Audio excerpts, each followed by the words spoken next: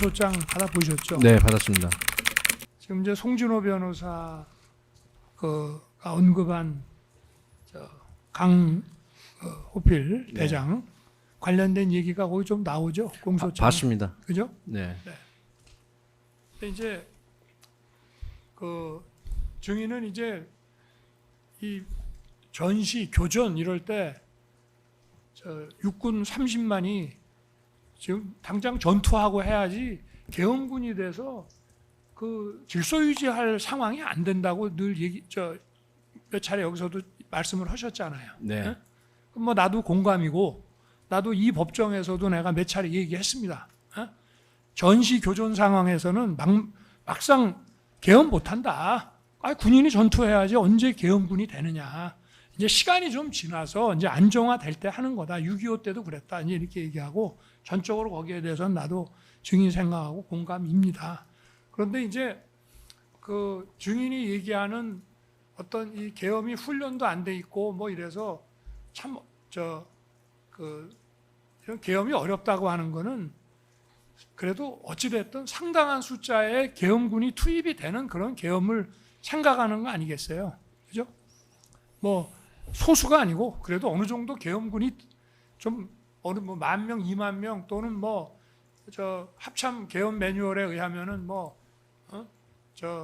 이런 전시가 아닌 경우에 계엄인 경우에는 뭐 한 6, 7개 사단 뭐 이런 정도의 이 계엄이라는 거는 우리 군이 지금 훈련도 안 돼 있고 할 수 없다 이런 말씀 아니겠습니까?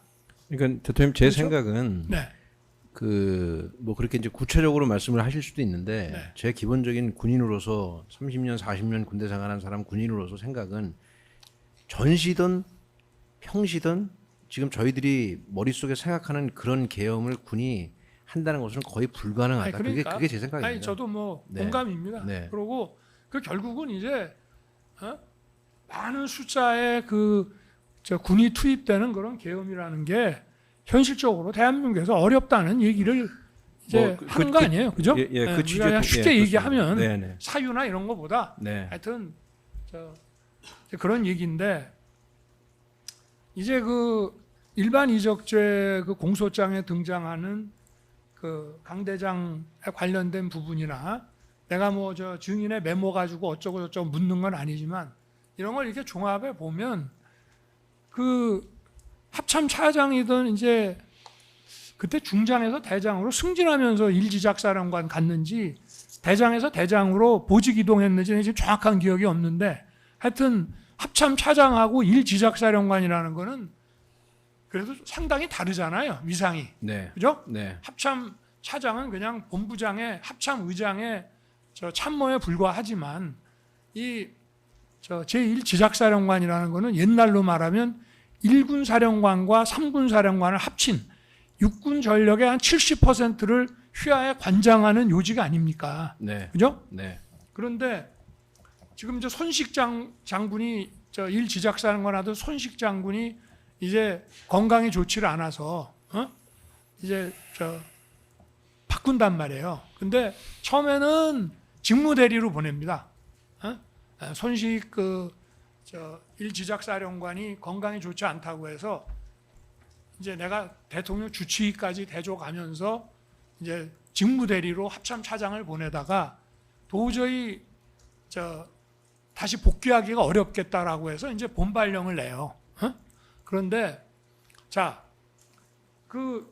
지금 증인이 읽어보신 일반 이적죄의 그 공소장이나 또는 이 메모나 이런 걸 종합해 보면 어쨌든 여러 가지 뭐 정무적으로나 하여튼 그런 관점에서 장관의 어떤 생각이라든가 대통령의 이런 그 시국에 관한 어떤 관점과는 좀 다른 생각을 가지고 있었던 거는 맞잖아요.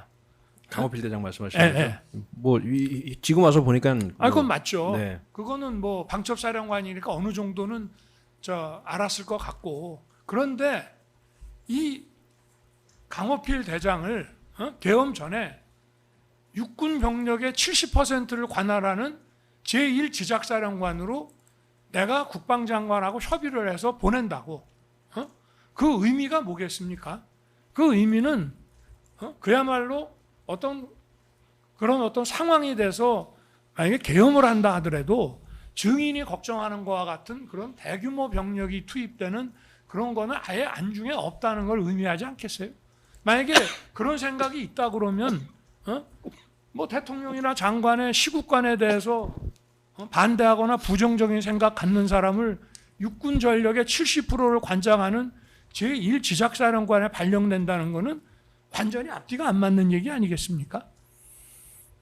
그건 뭐 상식적으로 그 말씀이 맞을 것 같습니다. 그렇죠? 네, 뭐 신뢰하지 않는 사람을 지작사령관으로 보내실 리는 없을 것 같습니다. 아니 그러니까 합참 차장으로서의 어떤 군 경력을 인정을 해서 그냥 전문가로서 보낸 거고, 그리고 예를 들어서 어떤 뭐 국가 비상 사태 선포라든가 이런 게 되더라도 증인이 걱정하는 것과 같은 그런 대규모 어떤 군 투입이라는 것을 상정을 했으면 대통령이나 장관의 시국관과 다른 생각을 가지고 그게 벌써 문제가 됐었잖아요. 공소장에 등장하지 않습니까? 그죠? 네. 그런 사람을 직무대리 발령을 냈다가 나중에 본발령을 내고 이렇게 계엄전에 할 리는 만무한 거 아니겠냐 하는 거를 증인의 의견을 한번 들어보는 겁니다. 그렇죠? 그러니까 기본적으로 지작사령관을 국군 통수권자가 임명하실 때는 네. 뭐 신뢰해서 임명을 하는 것이 상식적이다라는 그 정도 말씀드릴 수 있습니다. 네. 이상입니다. 예.